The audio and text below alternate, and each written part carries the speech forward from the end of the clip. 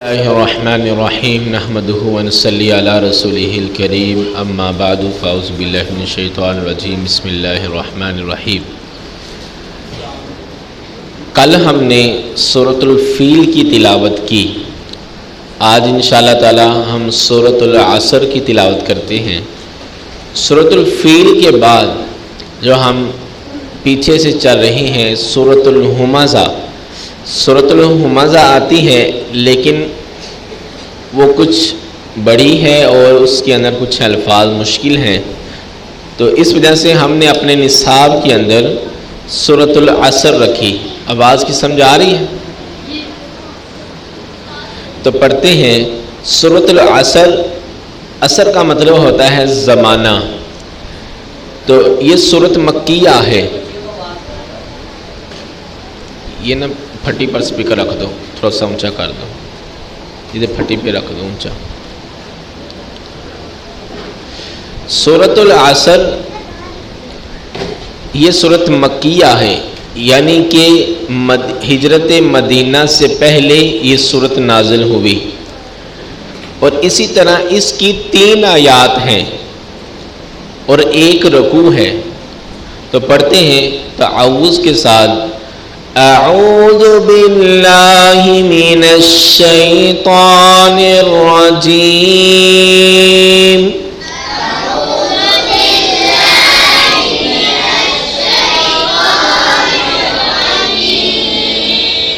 بسم اللہ الرحمن الرحیم،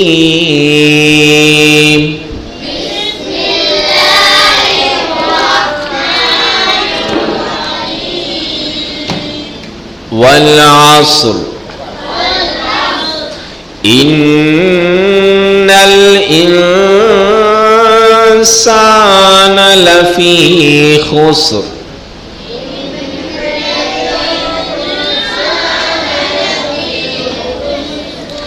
الا الذین آمنوا وعملوا الصالحات وتواصوا بالحق وتواصوا بالصبر۔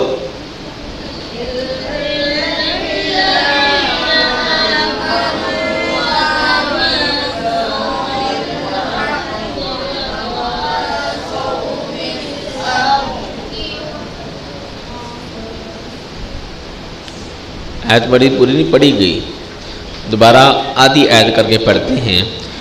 إِلَّا الَّذِينَ آمَنُوا وَعَمِلُوا الصَّالِحَاتِ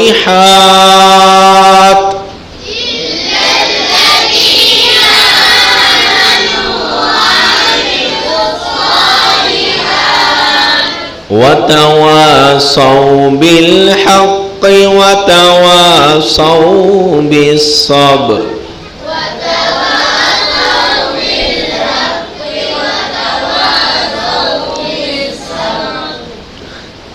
میں نے صالحات پر جب وقف کیا تو اس کی تا کو میں نے ساکن کر دیا۔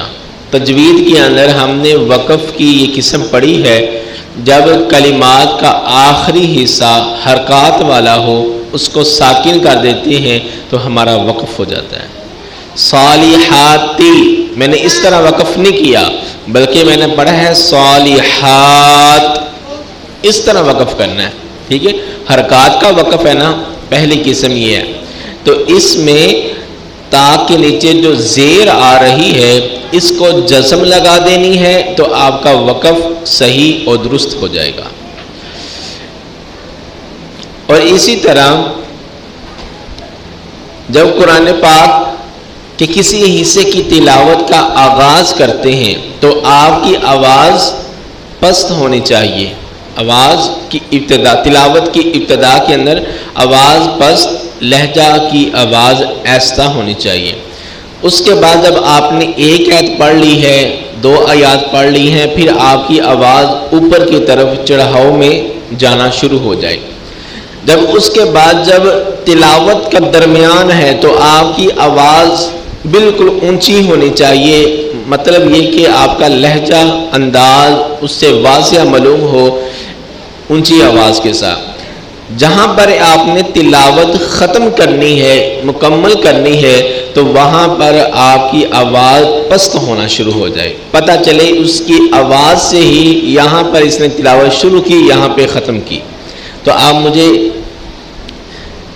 میں آپ کو بعد میں، اب میں لفظ ایک ایک لفظ کر کے آپ کو یہ سورہ پڑھاتا ہوں، اس کے بعد میں تلاوت کرتا ہوں، تو آپ نے میری تلاوت کے انداز پر غور کرنا ہے، میں کیسے آواز کو اٹھاتا ہوں، کہاں پہ آواز کو اٹھاتا ہوں اور کہاں پہ آواز کو نیچے کرتا ہوں۔ پڑھیں، بسم اللہ الرحمن الرحیم،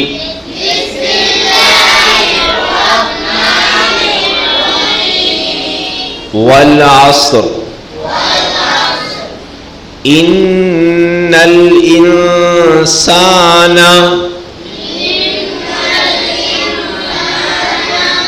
لفی خسر الا الذین آمنوا وعملوا الصالحات وتواصوا بالحق وتواصوا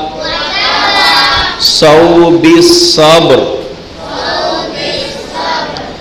کل ہم نے وقف کی 8ویں برارا پانی لے کر،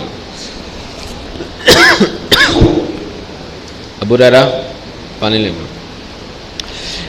کل ہم نے وقف کی 8ویں قسم، وقف کی 8ویں قسم حروف مدہ کے علاوہ کا وقف، آخری حرف سے پہلے غیر مدہ کا وقف، تو ہم نے مثال کے اندر بھی یہی لفظ دیا تھا والعصر، تو آپ نے را کو ہلکا سا ٹچ کر کے وقف کرنا ہے، یہ نہیں والعصر یہ نہیں بولنا، والعصر۔ اور اسی طرح خسر، یہ بھی وہی چیز ہے، اور اسی طرح بالصبر، صبر صبر، راہ کسی ٹچ کی آواز آ رہی، بالصبر بالصبر۔ اب میں آپ کو تلاوت کر کے سناتا ہوں، تو آپ نے اس کے انداز پر غور کرنا ہے اور اسی طرح اپنی آواز بھی بنانی ہے۔ ادھر ہی بیٹھ جاؤ، ادھر ہی بیٹھ جاؤ، ادھر بھی۔ اعوذ باللہ من الشیطان الرجیم، بسم اللہ الرحمن الرحیم، والعصر ان الانسان لفی خسر إلا الذين آمنوا وعملوا الصالحات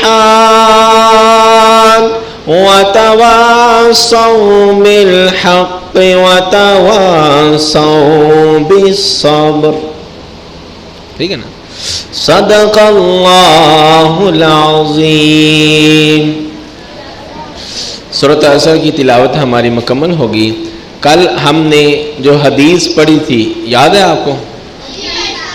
ہاں جی سناؤ۔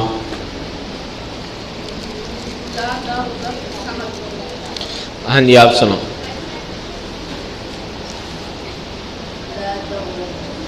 دانش، عبداللہ،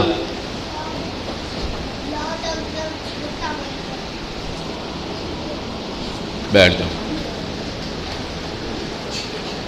زینت،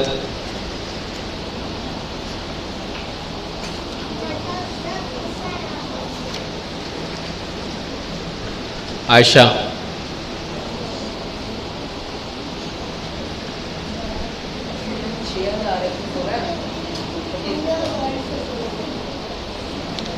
سٹاپ کر، سٹاپ کرنی۔ آج کا ہمارا یہ دوسرا پیریڈ ہے احادیث کا، تو آج ہم نے جو احادیث پڑھنی ہے اس کا عنوان ہے اچھا اخلاق ایک بہترین خوبی ہے۔ نبی کریم صلی اللہ علیہ وسلم کی یہ حدیث بخاری کے اندر 3559 نمبر ہے. خاموش. ان من خیارکم خیارکم سب بچوں کی آواز نہیں آ رہی. ان من خیارکم احسنکم اخلاقا. دوبارہ پھر پڑھو.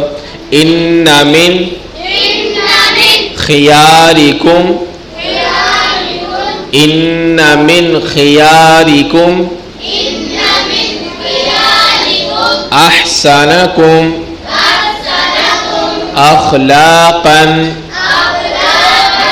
احسنکم اخلاقا ان من خیارکم احسنکم اخلاقا. یاد ہوگی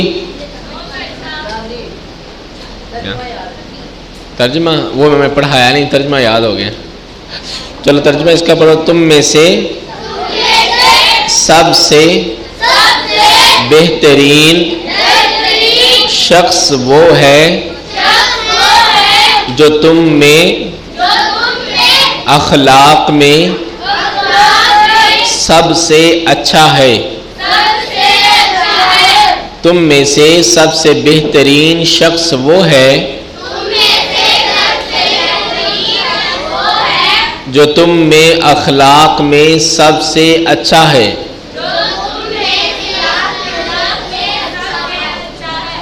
جی نبی کریم صلی اللہ علیہ وسلم نے فرمایا کہ جس بندے کا اخلاق اچھا ہے، لفظ اخلاق ہوتا ہے، اخلاق نہیں ہوتا. اخلاق لفظ ہوتا ہے، اخلاق نہیں ہوتا. اخلاق جو ہوتا ہے نا، گندے کپڑے کو کہتے ہیں اخلاق. اخلاق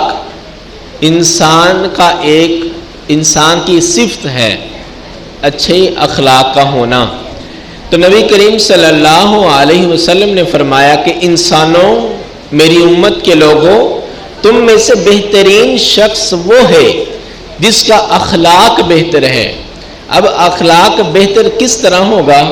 جس طرح رسول اللہ صلی اللہ علیہ وسلم نے بتایا، من سلم المسلمون من لسانہ و یدہ. اخلاق کے اندر یہ بہترین جو چیزیں ہیں استعمال ہونے والی، وہ دو چیزیں ہیں. ایک انسان کی زبان، دوسرا ہے انسان کے ہاتھ.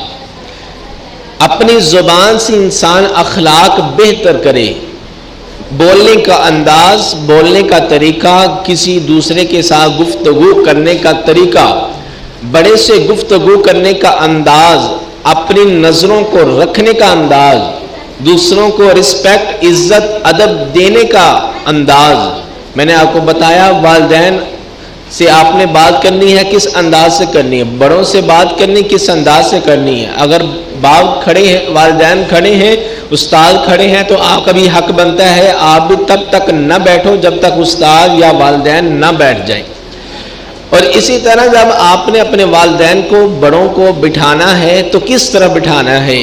پائن کی طرف یا سرہانے والی کی طرف، تکیے والی جگہ کی طرف، کس طرح بٹھانا ہے؟ اور جب وہ باہر سے آئیں، آپ نے سلام لینا ہے، ان کے سلام کا جواب دینا ہے، ان کو پانی پوچھنا ہے، کھانا پوچھنا ہے. ان کے اگر رشتہ دار آ جائیں، ان کے عزیز و اقارب، ان کے بہن بھائی آ جائیں، تو آپ کا پھر بھی یہی حق بنتا ہے ان کے ساتھ بھی حسن سلوک کرو. اور فرمایا کہ اخلاق کے ساتھ پیش آؤ.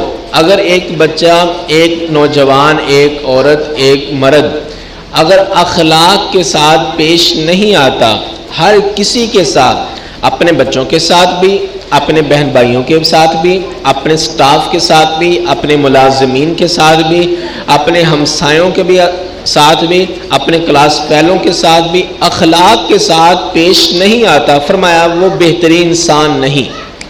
اگر اپنے آپ کو آپ نے بہترین بنانا ہے تو اپنے اخلاق کو بہتر کرو. نبی کریم صلی اللہ علیہ وسلم فرماتے ہیں تم میں سے میں سب سے زیادہ اخلاق والا ہوں۔ نبی کریم صلی اللہ علیہ وسلم کتنے اخلاق والے ہیں؟ سیدنا عائشہ صدیقہ رضی اللہ تعالی عنہا فرماتی ہیں کہ نبی کریم صلی اللہ علیہ وسلم نے کسی بیوی کو اف تک نہیں کہا، کسی بیوی کو سزا نہیں دی، کسی بیوی کو سزا نہیں دی۔ خود ناراض ہو کر نبی کریم صلی اللہ علیہ وسلم کا ایک واقعہ ملتا ہے، وہ خود ناراض ہو کر مسجد نبوی کے بالا خانے کے اندر چلے گئے، وہاں آرام کرنے کے لیے 1 مہینہ وہاں اپنے قیام کیا اپنی بیویوں سے ناراض ہو کر۔ لیکن نبی کریم صلی اللہ علیہ وسلم نے اس ناراضگی کے موقع پر بھی اپنی بیویوں کو سزا نہیں دی۔ حضرت انس جو آپ کے خادم تھے فرماتے ہیں میں نے 10 سال نبی کریم صلی اللہ علیہ وسلم کی خدمت کی تو نبی کریم صلی اللہ علیہ وسلم نے 10 سالوں کے اندر 1 مرتبہ بھی نہیں ڈانٹا۔ وہ کہا کہ میں بچہ تھا، کام بھول بھی جاتا تھا، نبی کریم صلی اللہ علیہ وسلم پھر بھی مجھے نہیں ڈانٹتے تھے۔ نبی کریم صلی اللہ علیہ وسلم بچوں کے ساتھ بھی حسن سلوک فرماتے ہیں۔ حضرت عبداللہ بن مسعود یا دیگر صحابہ کہتے ہیں ہم چھوٹے چھوٹے تھے، نبی کریم صلی اللہ علیہ وسلم ہمارے پاس سے گزرتے تو السلام علیکم ورحمۃ اللہ وبرکاتہ کہتے ہیں۔ وہ نبی کریم صلی اللہ علیہ وسلم کی اعلیٰ ذات اور ادھر چھوٹے چھوٹے بچے۔ فرمایا کہ نبی پاک ہمیں سلام کہہ کر سلام بلا کر جایا کرتے تھے۔ بڑا کوئی فرمایا کہ صحابہ کرام اور یہ اخلاق نبی کریم صلی اللہ علیہ وسلم امت کے باپ ہیں نا، نبی کریم صلی اللہ علیہ وسلم امت کے استاد ہیں، امت کے باپ ہیں۔ اب باپ اپنے گھر کے اندر جائے، اپنے بیٹوں کے گھر کے اندر جائے بغیر اجازت کے بھی چلا جاتا ہے۔ نبی کریم صلی اللہ علیہ وسلم کا اخلاق اتنا بہترین ہے، اپنی امت کے کسی گھر کے اندر بھی جاتے ہیں تو پہلے سلام بلا کر جاتے ہیں، اجازت لے کر جاتے ہیں، صرف دنیا کے اندر نہیں۔ نبی کریم صلی اللہ علیہ وسلم کو جب معراج کروایا گیا فرمایا کہ آقا یہ محل دیکھیے، فرمایا یہ اتنا خوبصورت محل میرا ہے، فرمایا کہ آپ کا نہیں، آپ کے صحابی حضرت عمر رضی اللہ تعالی عنہ کا ہے۔ نبی کریم صلی اللہ علیہ وسلم نے فرمایا اے عمر میں نے تیرا محل دیکھا اور وہاں میں نے آگے دیکھا وہاں حوریں تھیں، اس وجہ سے میں واپس آ گیا۔ فرمایا آقا آپ تو میرے آپ نبی ہو، آپ میرے استاد، میرے معلم، میرے مرشد، آپ تو سب کچھ ہو میرا، آپ چلے جاتے ہیں اندر جنت میں۔ فرمایا عمر مجھے تجھ سے حیا آ گئی تھی، یہ حوریں آپ کی تھی تو اس میں ان کے پاس میں جانا مجھے یہ بات مجھے گوارا نہیں لگی۔ جنت کے اندر بھی نبی کریم صلی اللہ علیہ وسلم نے اپنی امت کا اور اپنے صحابہ اکرام اور اپنے ساتھیوں کا خیال کیا، حیا کیا۔ فرمایا کہ نبی کریم صلی اللہ علیہ وسلم حضرت جبریل فرماتے ہیں آپ کا تو گھر اس سے بھی کہیں اعلیٰ پر ہے، یہ تو آپ کے صحابی حضرت عمر رضی اللہ تعالی عنہ کا گھر ہے۔ نبی کریم صلی اللہ علیہ وسلم صحابہ کرام کے ساتھ مزاح بھی کیا کرتے تھے۔ مزاح اور مذاق کے اندر فرق ہے۔ مذاق کے اندر کسی کی انسلٹ، کسی کی بےزتی، کسی کو نیچا دکھانا یہ ہوتا ہے مذاق کے اندر۔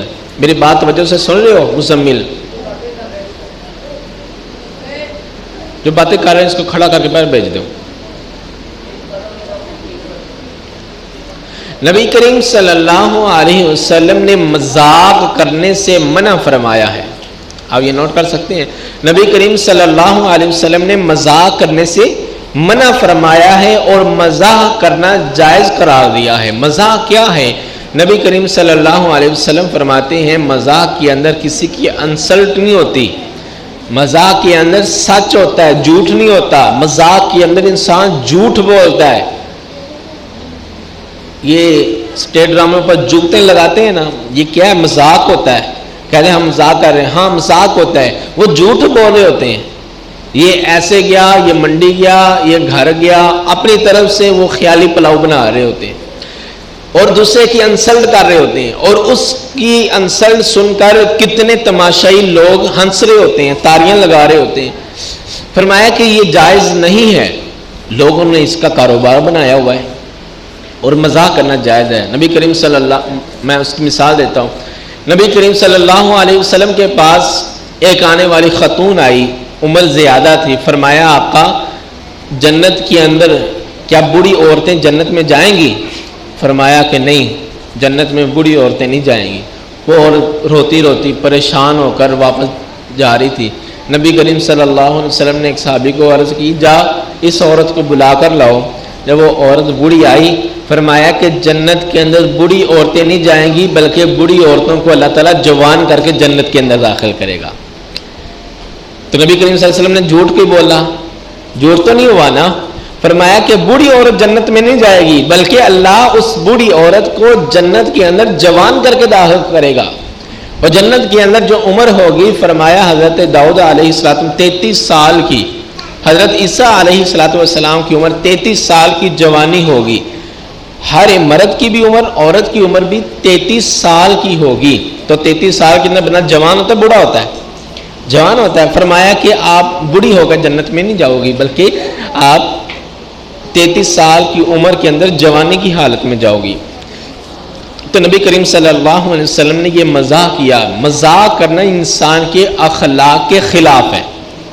ہمارے یہ حدیث کے عنوان کے ساتھ کہ مذاق کرنا ہمارے اخلاق کے خلاف ہے، اور مزاح کرنا یہ ہماری زندگی کا حصہ ہے. مزاح کرنا جائز ہے. کسی کو آپ اس طرح بات کر سکتے ہو کہ جس کے اندر اس کی انسلٹ نہ ہو، اس کی بےزتی نہ ہو، اس کی وجہ سے لوگ اس پر ہنسے نہیں. تو اس بات پر نبی کریم صلی اللہ علیہ وسلم ایک واقعے کے اندر آتا ہے کہ حضرت علی رضی اللہ تعالی عنہ اور دوسرے دیگر صحابہ بیٹھے ہوئے تھے، کھجوریں کھا رہے تھے. تو نبی پاک اور دوسرے صحابہ سارے کے سارے کھجوریں کھانے کے بعد جو گٹھلی ہوتی ہے نا، جو گڑک ہوتی ہے، وہ حضرت علی رضی اللہ تعالی عنہ کے سامنے رکھتے جا رہے تھے. جب کھا لی نا، فرمایا نبی پاک نے، علی تو اتنی کھجوریں کھا گیا؟ اے علی تو اتنی کھجوریں کھا گیا؟ فرمایا کہ آقا میں تو کھجوریں کھا کر گڑ کے باہر نکال رہا ہوں، تو آپ تو گڑ کو سمیت کھاتے جا رہے ہو. پھر حضرت علی نے اسی طرح مذاق کیا. یعنی کہ اس طرح آپس کے اندر مذاق کر لینا چاہیے، انسان کی طبیعت فریش ہو جاتی ہے. تو اس میں یہ نہیں ہونا چاہیے کسی کی دوسرے کی انسلٹ کر دینا. تو آج کی ہم یہ دوبارہ حدیث پڑھتے ہیں، میرے ساتھ پڑھیے گا. اچھا اخلاق ایک بہترین خوبی ہے. ان من خیارکم احسنکم اخلاقا، تم میں سے سب سے بہترین شخص وہ ہے جو تم میں سے اخلاق میں سب سے اچھا ہے. یہ آج کی ہماری حدیث ہے. نبی کریم صلی اللہ علیہ وسلم کو اللہ تعالیٰ نے جوام الکلم عطا فرمایا. جوام الکلم عطا فرمایا. آقا کلام تھوڑی کرتے تھے لیکن اس کا مفہوم زیادہ ہوتا تھا. لیکن 1 2 3 5 لفظ ہیں. اس کی تفسیر ہم نے کتنی کی؟ ابھی تفسیر اس ختم نہیں ہوئی. ابھی اس حدیث کی تفسیر ختم نہیں ہوئی. وقت کی قلت کی وجہ سے میں نے مزید مختصر کر دیا کہ اللہ تعالیٰ نے نبی کریم صلی اللہ لا تغضب لفظ ایک ہے. کل اس کی کتنی تفسیر ہوئی؟ 15 منٹ بھی گزر گیا لیکن اس کی تفسیر پھر بھی ختم نہیں ہوئی. کسی ایک حدیث کی مکمل تفسیر 10-15 منٹ کے اندر بیان نہیں ہو سکتی. کسی بھی ایک حدیث کی. نبی کریم صلی اللہ علیہ وسلم کا جو کلام کرنے کا انداز ہوتا تھا، اس کے اندر الفاظ کم ہوتے تھے، اس کا مفہوم زیادہ ہوتا تھا. یہ نبی کریم صلی اللہ علیہ وسلم کو اللہ تعالیٰ نے یہ خاصیت عطا فرمائی تھی. جس طرح ایک مثال ہے نا کہ سمندر کو، دریا کو کوزے کے اندر بند کر لینا. ایک مثال ہے دریا کو کوزے کے، دریا کتنا بڑا ہے اور کوزہ یہ جو چھوٹا سا برتن اس کو کہتے ہیں کوزہ. یہ جو سراہی ہوتی ہے نا، سراہی دیکھیے، سراہی ایسے پھر ایسے کر کے ہوتی ہے سرائی، اس کو کوزہ بھی کہتے ہیں. فرمایا کہ دریا کو کوزے کے اندر بند کر لینا، پورا دریا اس کے اندر آ سکتا ہے؟ نہیں آ سکتا. کہا کہ تیری کلام اتنی جاندار اور اتنی شاندار اور اتنی جامع ہے کہ تو نے اس کے مفہوم کو، پورے سمندر کے مفہوم کو ایک دو الفاظ کے اندر، کوزے کے اندر بند کر دیا۔ ان من خیارکم احسنکم اخلاقا، تم میں سے بہترین شخص وہ ہے جو تم میں سے اخلاق میں سب سے بہتر ہو۔ آگے ہم مسنون دعائیں، سٹاپ کر، مسنون، ہم نے کل بازار جانے کی دعا پڑھی، اس کا اجر میں آپ کو بتا دوں کتنا ہے؟ اس کا اجر سن کر نا آپ نے کبھی بھی دعا کو چھوڑنا ہی کوئی نہیں۔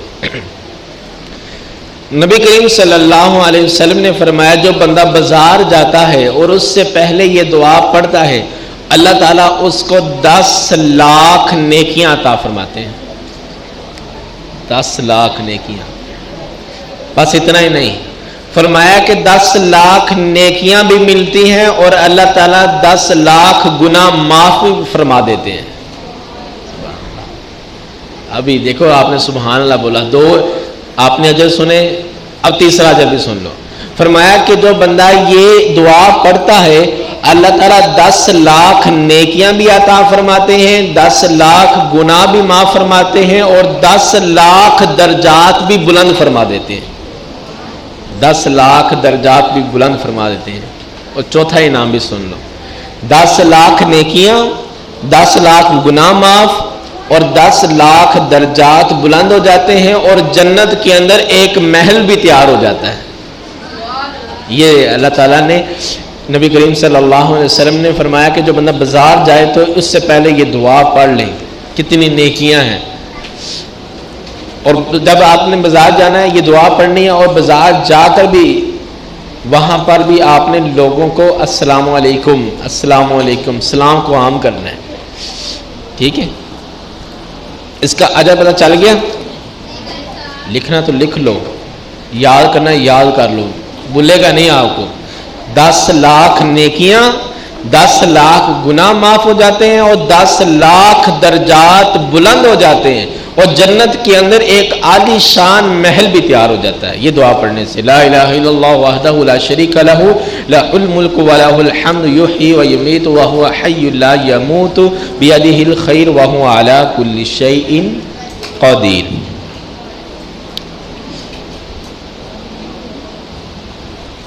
آج ہم جو دعا پڑھتے ہیں وہ دعا ہے علم میں اضافے کی دعا۔ لکھ لیں،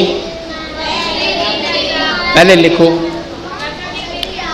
علم میں اضافے کی دعا میں ساتھ پڑھیں، ربی زدنی علما، اے اللہ میرے علم میں اضافہ فرما دے۔ ربی زدنی علما، جی یہ لکھ لیا آپ نے، ربی زدنی علما۔ Stop, Muzammil stop. دوسری دعا ہماری ہے مرغا بولنے کی دعا، لکھ لیا؟ اللہم انی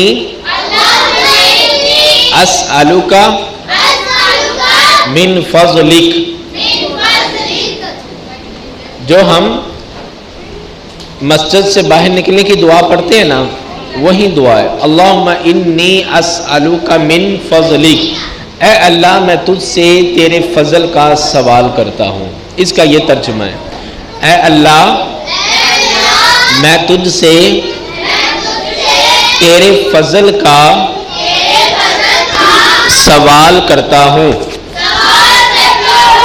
نبی کریم صلی اللہ علیہ وسلم نے فرمایا جب مرغا بولے تو تب وہ فرشتوں کو دیکھ کر بولتا ہے۔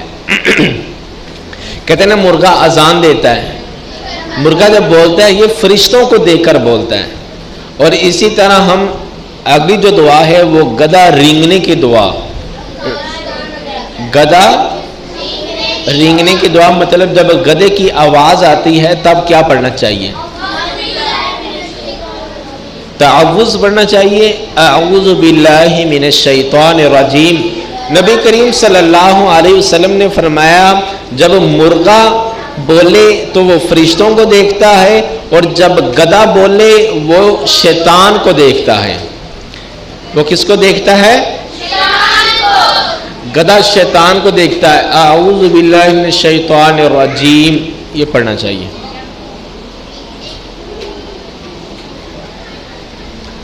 یہ 3 دعائیں لکھ لی۔ اگلی دعا ہے جانور کو ذبح کرنے کی دعا۔ جانور کو ذبح کرنے کی دعا۔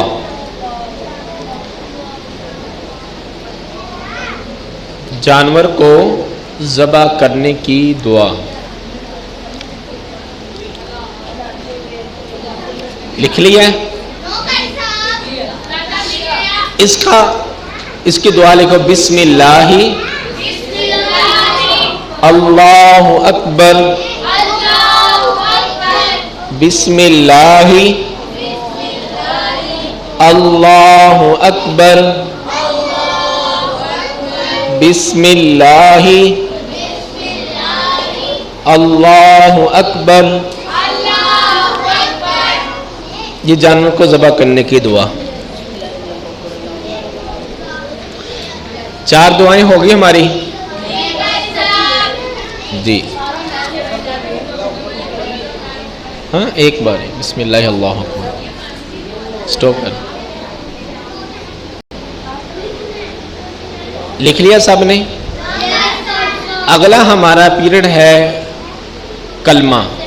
کل ہم نے کون سا کلمہ پڑھا تھا؟ چوتھا کلمہ توحید۔ توحید میں نا اللہ کو ایک ماننا۔ تو اس میں ہم نے یہ بازار جانے کی دعا یہی پڑھی تھی۔ مزید اس کے اندر 2 الفاظ مزید زیادہ تھے، آبداً آبادہ ذوالجلال والاکرام۔ منیبہ آپ سناؤ۔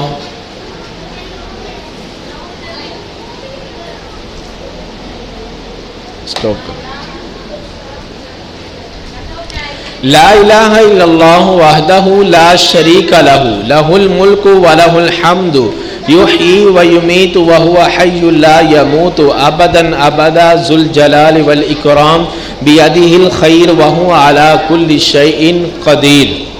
یہ ہے صرف ابدا ابدا ذو الجلال والاکرام۔ آج ہم پڑھتے ہیں کلمہ نمبر 5، استغفار۔ استغفار کا مطلب ہوتا ہے توبہ کرنا، معافی مانگنا، بخشش طلب کرنا، یہ ہوتا ہے۔ لیکن میں نے آپ کو بتایا یہ کسی حدیث سے ثابت نہیں۔ 4 تا کلمے ثابت ہیں، اگلا جو ہے 5واں اور 6ٹھا یہ حدیث سے ثابت نہیں، بعد میں الفاظوں کو جوڑ کر یہ 6 کلمے بنائے گئے ہیں۔ لیکن ہمارے عرف کے اندر، ہمارے معاشرے کے اندر یہ عام ہے۔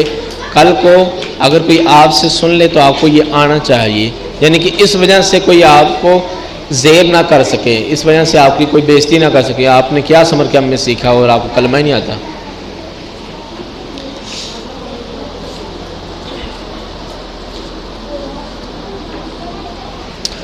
میں ساتھ پڑھیں، 5واں کلمہ استغفار۔ استغفار معنی توبہ کرنا۔ استغفر اللہ ربی من کل ذنب اذنبتہ عمدا او خطأ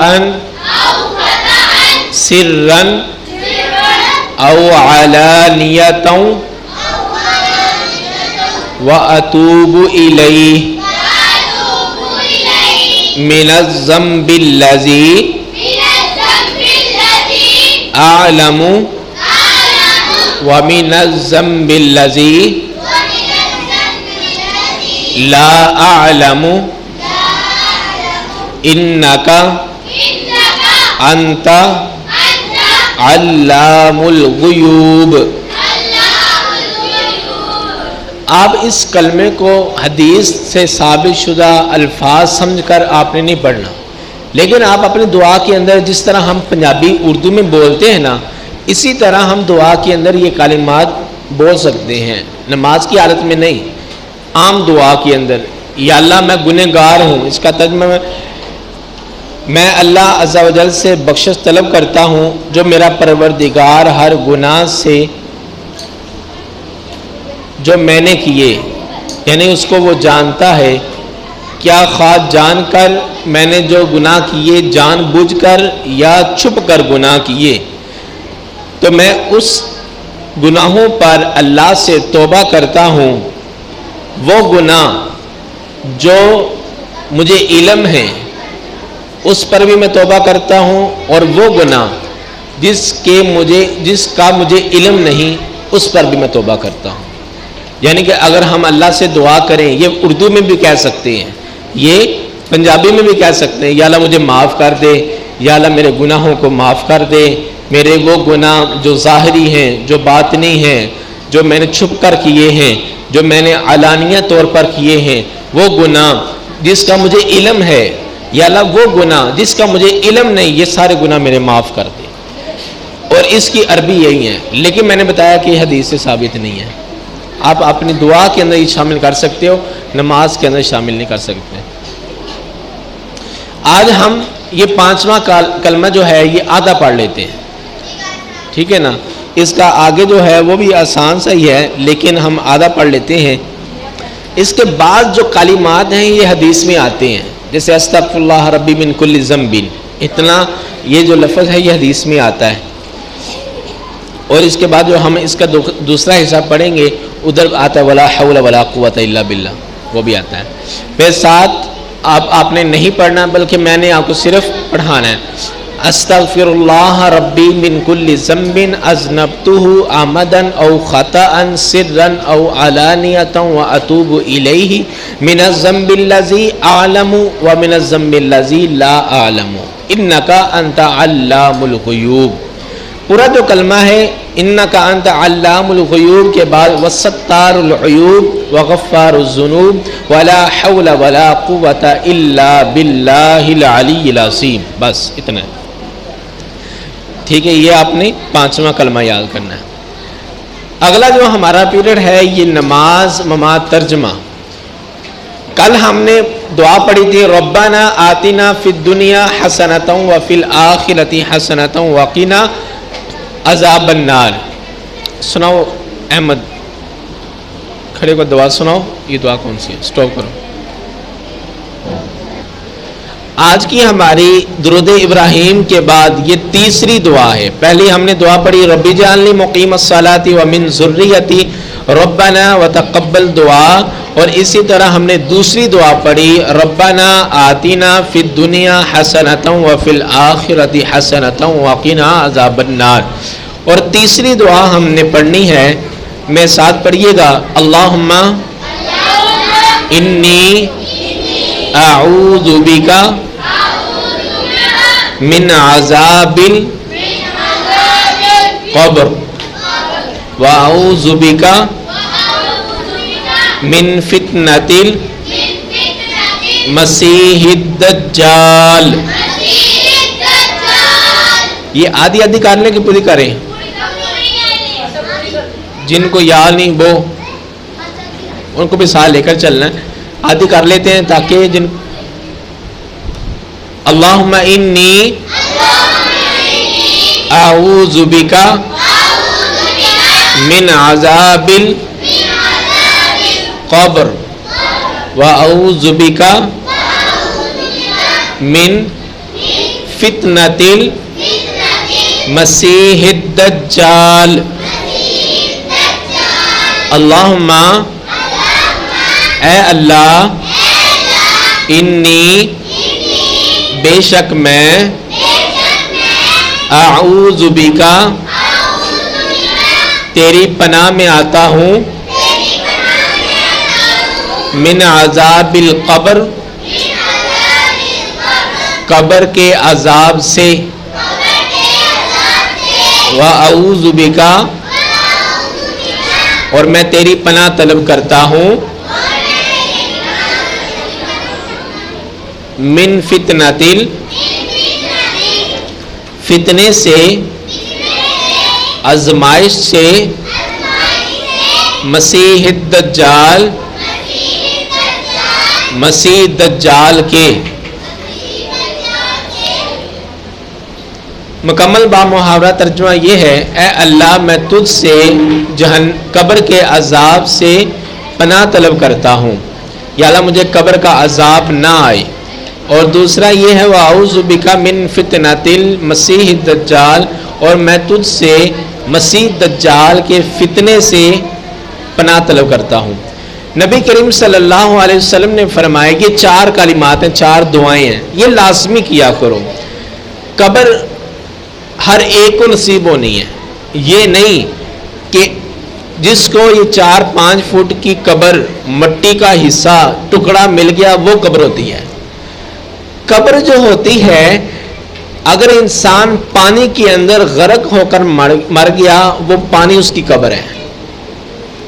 اگر انسان جہاز کے اندر جا رہا ہے، جہاز پھٹ گیا، جہاز ریزہ ریزہ ہو گیا، اس کی وہ جہاز ہی قبر ہے۔ اگر سمندر کے اندر کسی مچھلی نے اس کو نکل لیا، مچھلی کا پیٹ ہی اس کی قبر ہے۔ جہاں پر انسان رہے گا وہ اس کی قبر ہے۔ یہ نہیں کہ زمین کے اندر گڑھا کھودیں، انسان کو اس کے اندر دفن کر دیں، وہ اس کی قبر ہے، صرف یہ نہیں۔ ہر وہ چیز جہاں پر انسان پہنچ جاتا ہے، محفوظ ہو جاتا ہے، کسی چیز کے نیچے آ جاتا ہے، وہ اس کی قبر بن جاتی ہے۔ کتنے لوگ ایسے کہتے ہیں کہ زلزلہ آیا، ان کے مکان ہی ان کی قبریں بن گئی۔ کیا وہ مکان کے نیچے انہوں نے قبریں کھود کر نیچے نہیں ان کو دفن کیا گیا، بلکہ مکان کا بوجھ اور ان کا لینٹر کا بوجھ، ان کے پلاسوں اور ان کی بلڈنگوں کا، ان کے منزلوں کا بوجھ ہی ان کے اوپر آ گرا اور اسی طرح اس کی قبر بن گئی۔ کوئی لوگ کچھ مردے مل جاتے ہیں، کچھ نہیں ملتے۔ جن کو مل جاتے ہیں وہ قبرستان کے اندر زمین کا گڑھا کھود کے سنت کے مطابق اس کو دفن کر دیتے ہیں۔ جن کو نہیں نصیب ہوتی وہ جہاں پر بھی ہیں، جس حالت میں بھی ہیں، وہ اس کی قبر ہے۔ اب یہ نہیں کہ جو قبر کے اندر ہے اس کے حساب کتاب ہوگا، جو قبر کے اندر نہیں ہے، جو مٹی کے اندر نہیں، اس کا حساب کتاب نہیں ہوگا۔ فرعون پانی کے اندر غرق ہوا، اللہ تعالیٰ نے اس کو محفوظ کرنے کے لیے، نشان عبرت بنانے کے لیے پانی سے باہر نکال دیا۔ اب وہ شیشے کے اندر ہے، مصر کے اندر عجائب گھر کے شیشے کے اندر وہ محفوظ ہے۔ فرمایا اس کو عذاب ہو رہا ہے، شیشے کے اندر بھی عذاب ہو رہا ہے، اس کا حساب کتاب ہوا ہے۔ جو ایک معاملات انسان کے مرنے کے بعد شروع ہوتے ہیں، فرعون کے ساتھ ویسے ہوئے ہیں۔ یہ نہیں کہ اب وہ شیشے کے اندر ہے، انسانوں کے سامنے ہے، اس کی اللہ قبر کو کیسے تنگ کرے گا، اس کے اندر جہنم کی آگ کیسے آئے گی، اس کے اندر فرشتے کیسے آئیں گے، اس کے اندر عذاب اس کو کیسے ہو رہا ہے، اس کے سانپ بچھو کیسے ہوں گے۔ ہم تو شیشے کے اندر دیکھ رہے ہیں، ہمیں تو کچھ نظر نہیں آ رہا، گویا کہ مرنے کے بعد عذاب نہیں ہوتا۔ اس بات پر انکار کر دیتے۔ فرمایا کہ نہیں، اب اللہ نے عذاب دینا ہے۔ جس طرح اللہ انسان مارنے کو قادر ہے، کوئی انسان کی روح کو نہیں دیکھ سکتا۔ پاس بیٹھے ہوئے بہن بھائی بھی پاس ہوتے ہیں، روح اللہ تعالیٰ قبض کر لیتے ہیں، فرشتہ آتا ہے، ملک الموت آتا ہے، وہ فرشتہ روح کو اس کی نکال لیتا ہے۔ ساتھ بیٹھے ہوئے بندے کو پتہ نہیں چلتا، جب وہ مر جاتا ہے تب پتہ چلتا ہے یہ بندہ مر گیا ہے۔ تو اسی طرح انسان جب مرنے کے بعد اگر اس کو جزا ملنی ہو یا سزا ملنی ہو، اللہ تعالیٰ انسانوں سے اوجر رکھتے ہیں، انسانوں کو نظر نہیں آتی، بعض واقعات کے اندر نظر آ جاتی ہے۔ تو اسی طرح اکثر طور پر انسان اپنی عقل پر یہ کمال درجے پر نہیں پہنچ سکتا کہ انسان دیکھے کہ عذاب ہو رہا ہے تو میں مانوں۔ اس شیشے کے اندر بھی فرعون کو عذاب ہو رہا ہے، شیشے کے اندر بھی فرعون کو عذاب ہو رہا ہے۔ اس کی ممی، یعنی کہ اس کی جو ہوتی ہے نا وجود کو ممی کہتے ہیں، اور ہم انگلش بولنے والے یہ کہتے ہیں، اپنی ماں کو کہتے ہیں ممی۔ یہ ممی لفظ نہیں بولنا چاہیے، ممی کہتے ہیں مردے کو۔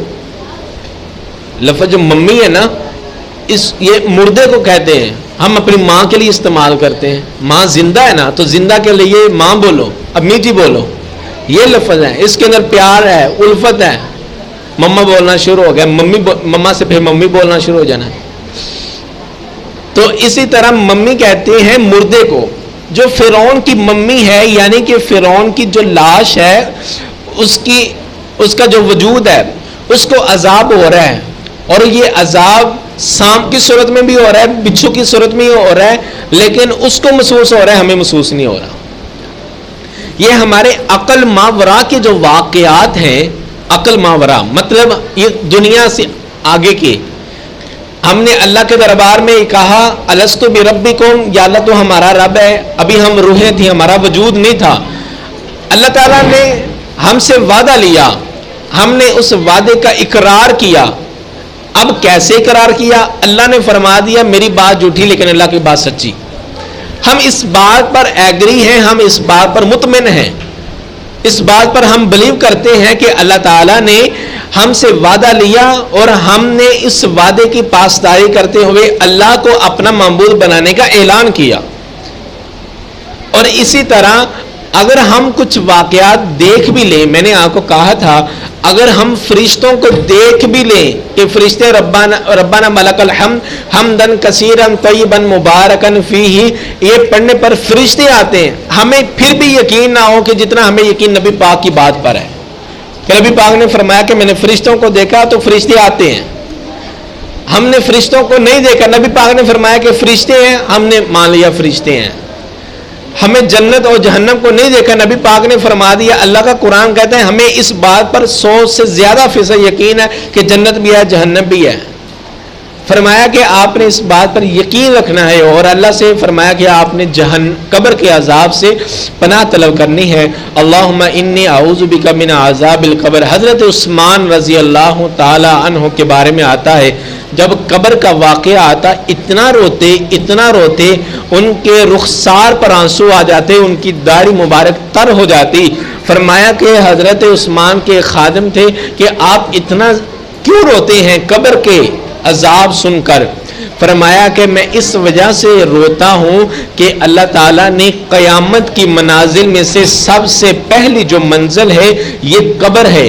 اگر انسان قبر میں پاس ہو گیا، اگر انسان قبر کے معاملات کے اندر اس سوال و جواب کے اندر کامیاب ہو گیا، انشاءاللہ باقی جو منازل ہیں اللہ تعالیٰ اس کو بھی آسان کر دینا ہے۔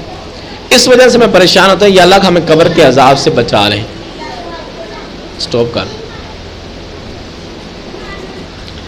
اللہم انی اعوذ بک من عذاب القبر، اے اللہ مجھے قبر کے عذاب سے محفوظ فرما۔ قبر کے عذاب، ہر ایک عذاب، آگ کا بھی عذاب، سانپ بچھو کا بھی عذاب۔ فرمایا کہ وہ سانپ بچھو اتنے زہریلے ہیں، اگر ایک سانپ اس زمین کے اندر اوپر سطح پر آ جائے، ایک ڈنگ لگا دے، 70 سال زمین پر ہریالی نہ ہو۔ فصل ہوتی ہیں نا، ہر سال فصلیں ہوتی ہیں، فرمایا کہ 70 سال فصلیں نہ ہوگی، اس کا اتنا زہر ہے وہ انسان کو لگے گا۔ اور ایک سانپ نہیں، فرمایا کہ ایک کم 100 سانپ ہوں گے، ایک کم 100 سانپ ہوں گے، بچھو بھی ہوں گے، اور بچھو ہمارے دنیا کا اتنا بڑا بچھو نہیں ہوگا۔ فرمایا کہ اتنا بڑا بچھو ہوگا، اس کے جسم کو جب وہ ڈنگ لگائے گا اس کا پورا جسم اپنے ایک وجود کے اندر ایک سانس سوڑ جائے گا، پھر اس کے بعد وہ بچھو اپنے زہر کو ختم کرے گا، پھر دوبارہ جسم صحیح ہو جائے گا، پھر یہ دوبارہ ڈنگ لگائے گا، بار بار یہ ڈنگ لگائیں گے، اور اتنی چیخو پکار ہوگی، اگر اتنی چیخو پکار انسان سن لے، اس کے رشتہ دار عزیز سن لے، فرمایا کہ وہ اپنے مردوں کو دفنانا چھوڑ دیں۔ اگر اس بات کا آپ نے اندازہ لگانا ہے تو قبرستان کے اندر ان پرندوں کو دیکھ لیا کرو جو یکدم اڑ جایا کرتے ہیں، ان جانوروں کو دیکھ لیا کرو جو یکدم شور مچانا شروع کر دیتے ہیں اور بھاگنے کی کوشش کرتے ہیں، ان سے آپ یہ عبرت حاصل کر لیا کرو کہ قبر کا جو عذاب ہے یہ بڑا سخت ہے۔ جو انسان فوت ہو جاتا ہے اس کی قیامت صغرا شروع ہو جاتی ہے۔ قیامت صغرا سے مراد چھوٹی قیامت شروع ہو جاتی ہے۔ ایک تو بڑی قیامت ہونی ہے نا کہ پوری کائنات ختم ہو جانی ہے، اور یہ زمین تانبے کی بن جانی ہے، آسمان بھی اللہ تعالیٰ نے ختم کر دینا ہے، یہ پہاڑ بھی ختم ہو جائیں گے، دریا بھی، سمندر بھی، ندی نالے سارے ختم ہو جانے ہیں، اور اسی طرح یہ سورج بھی قریب آ جائے گا، اللہ کا عرش بھی آ جائے گا، ترازو بھی آ جائیں گے، پھر قیامت بڑی قیامت ہے۔ چھوٹی قیامت سے مراد یہ ہے کہ انسان مر گیا، اس کے حساب کتاب شروع ہو گیا. انسان مر گیا، اس کے دنیا کا جو حساب کتاب ہے، انہیں دنیا کے اندر کیا کیا، اللہ کو ماننا، اللہ کے نبی کو ماننا، اللہ کے کلام کو ماننا کہ نہیں ماننا، یہ حساب کتاب.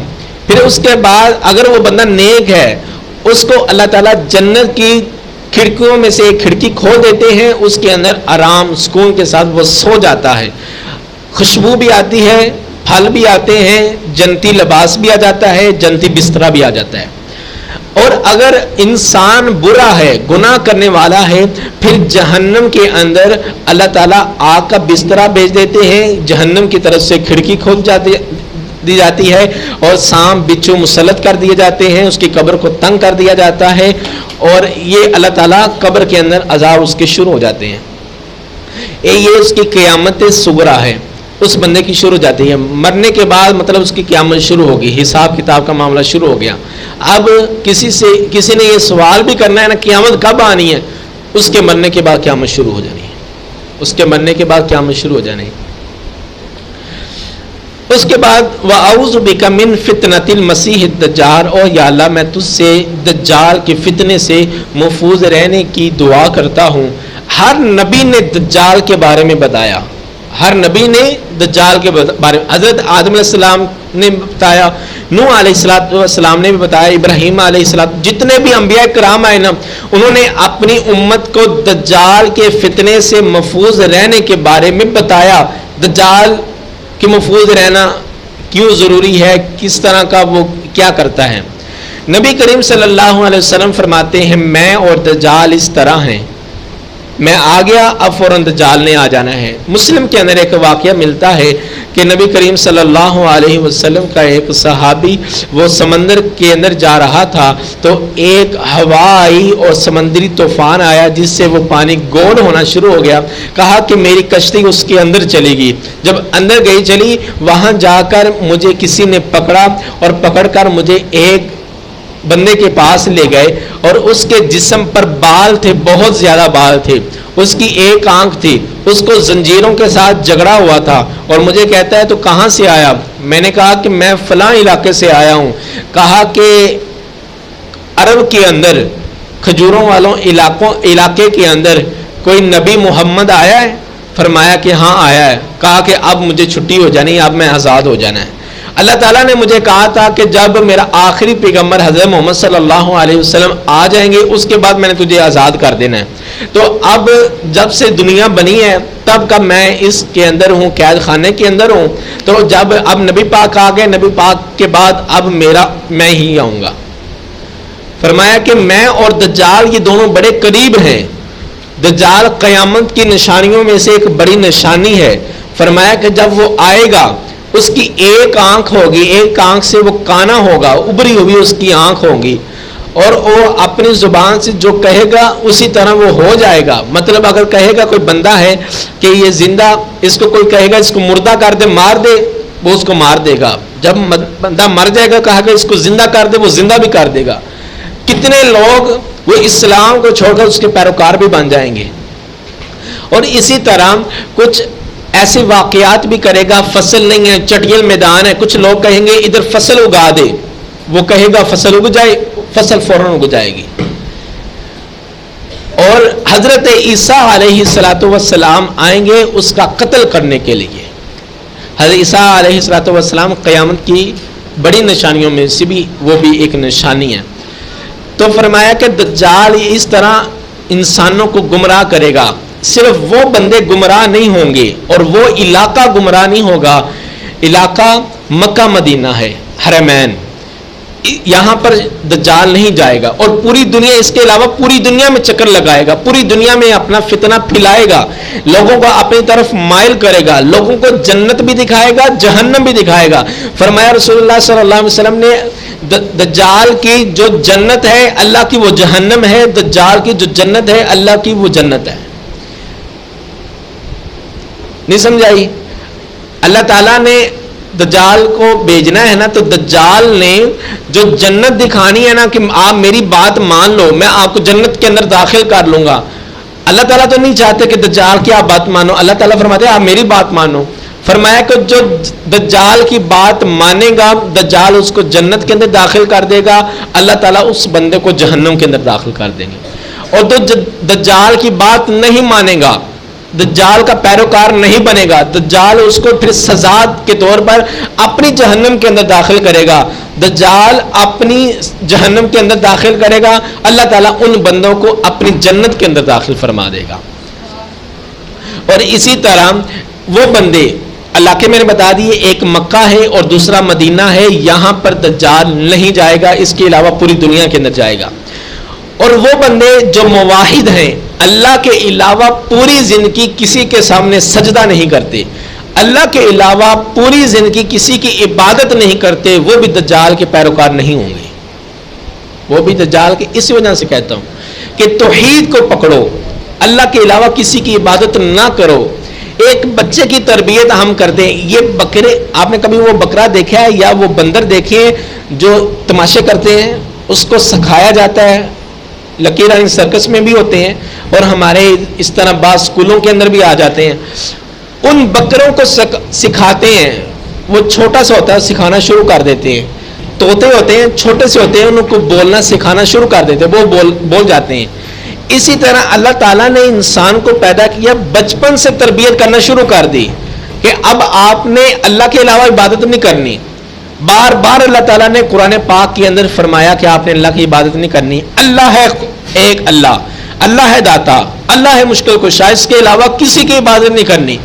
اگر جو بندہ اللہ کے علاوہ بھی عبادت کرتا رہا، بتوں کے سامنے، قبروں کے سامنے، کسی اور کو بھی آپ نے اپنا معبود سمجھتا رہا، فرمایا کہ وہ دجال جب آئے گا اس کا بھی پیروکار بن جائے گا۔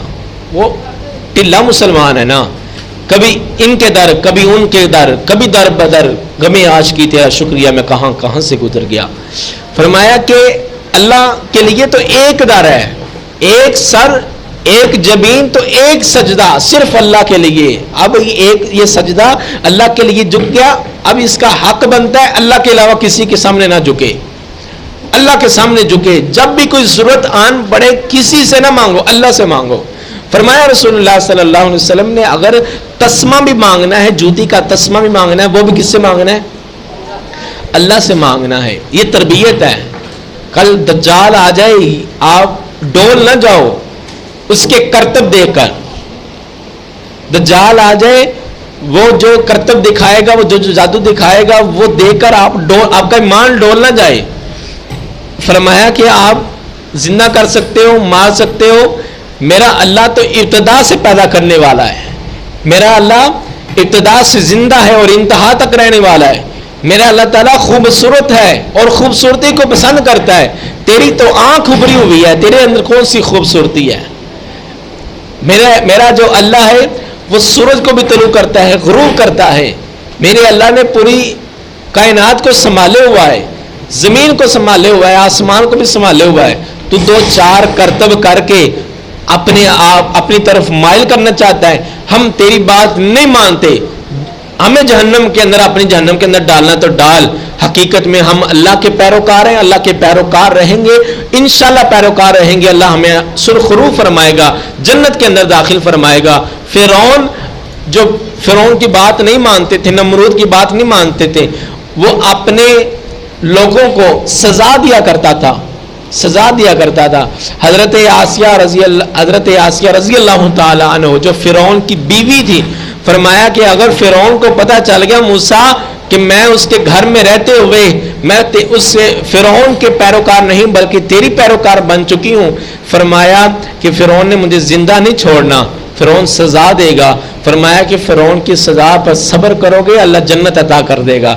فرمایا کہ آسیہ فرماتی ہے اللہ اب میں نے جنت کے بارے میں حضرت موسیٰ علیہ السلام سے سنا ہے، میرے دل کے اندر یقین ہے، لیکن میں وہ جنت کا گھر زندہ حالت کے اندر دیکھنا چاہتی ہوں۔ اللہ تعالیٰ نے پہلے آسمان، دوسرے آسمان، یہ ساتوں آسمان کو چیر کر حضرت آسیہ کا گھر دکھا دیا۔ فرمایا وہ پریشان ہونے کی ضرورت نہیں، جنت کے اندر تیرا گھر بن چکا ہے۔